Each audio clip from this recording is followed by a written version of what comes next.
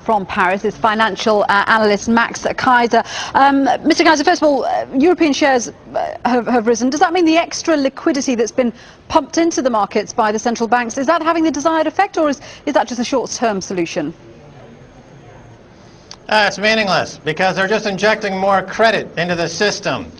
This banking system is terminally ill. Where's Bush and Cheney? You know, they borrowed trillions to go into Iraq, trillions they didn't have. Where are they in this crisis? Where's Bush and Cheney? They're hiding in their bunker again. They should be up front talking to the American people. Why the U.S. economy is sinking into a depression. Injecting a few $1 trillion worth or a few $100 billion worth of more funny money, borrowed money, credit, it's not going to make this dead horse get up and walk. The economy is dead because of too much debt. They should have had a recession back in 2002 in America after the dot-com bubble burst. But as you recall, you had 9/11.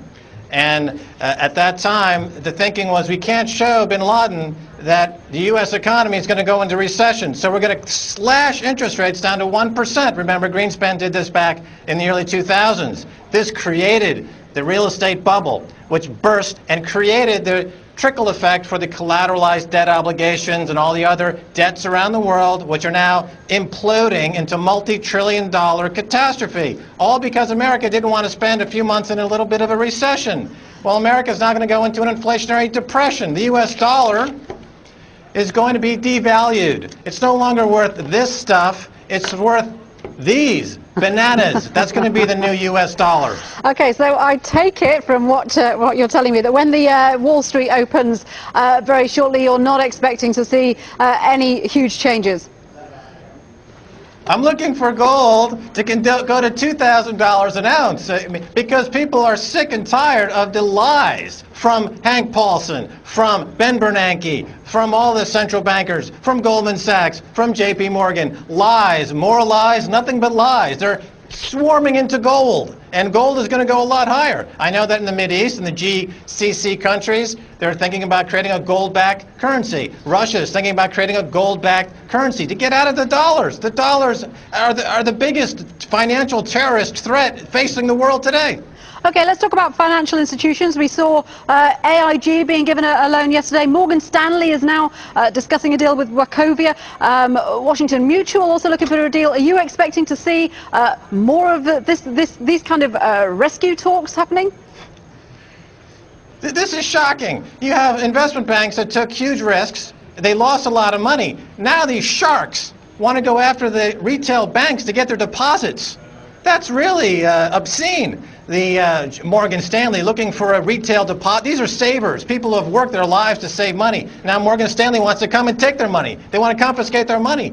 Where's the government? Where's Bush and Cheney? They should not allow Morgan Stanley or Goldman Sachs to acquire a retail bank and take control of all those depositors' money. That's That's out of Russia, 1955. America's become the United States Socialist Republic, the USSR. It's absolutely obscene. As an American myself, this is what I say about the U.S. dollar. It's becoming, it's not worth paper it's printed on. Anyone with dollars, get out now while you still can. Okay, let me ask you this. There's now a train of thought suggesting that there's no longer any place for the huge investment banks, and given what's happened to Merrill Lynch and Lehman Brothers and so forth, is that a view that's gaining currency? What do you think?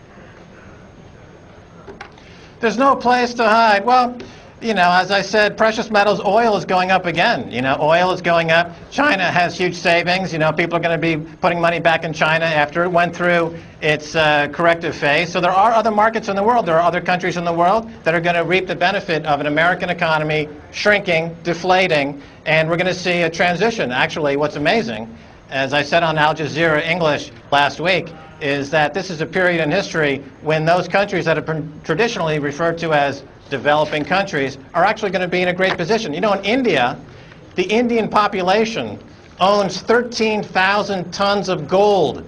amongst their population. Now, America only owns 8,000 tons of gold in Fort Knox. Germany only owns 6,000 tons of gold in their reserve bank. The Indian people own 13,000 tons. They own half of all the world's above-ground gold supply that's not owned by central banks. The Indian people could be the richest people in the world when this crisis is all over. And we should not minimize the extent of this crisis. This is like 1920s Germany, 1920s, 1930s America. This is a inflationary depression of severe magnitude. And as I said before, U.S. dollar is the worst place you want to be in. Anyone buying U.S. treasuries and U.S. dollars are going to be sorry they did. Get out of the dollar while you still can.